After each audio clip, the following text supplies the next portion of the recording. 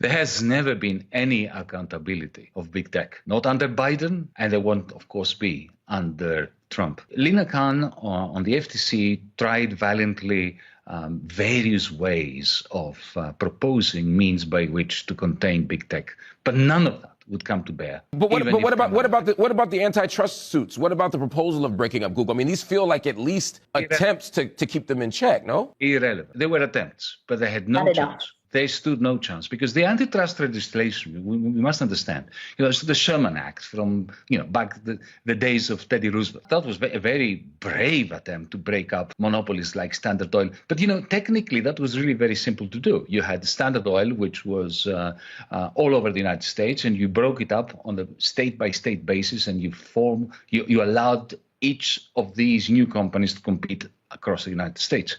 But how do you break up Google? The idea of breaking up Google, or Meta for that matter, or Facebook, unless you have a way of influencing the algorithm, because you see the algorithm is ever so powerful. It doesn't matter, even if you take Elon Musk out of the equation. Imagine Elon Musk is jettisoned by Donald Trump. They may have a falling out tomorrow. It won't make any difference because, this cloud capital, I call it cloud capital, it's not just the algorithm, it's the whole paraphernalia of cloud capital.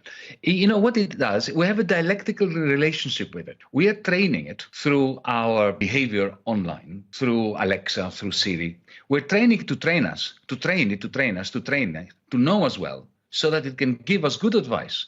And then it grabs your attention, and then the next time it suggests something, you have developed a bond of trust with it, rightly or wrongly.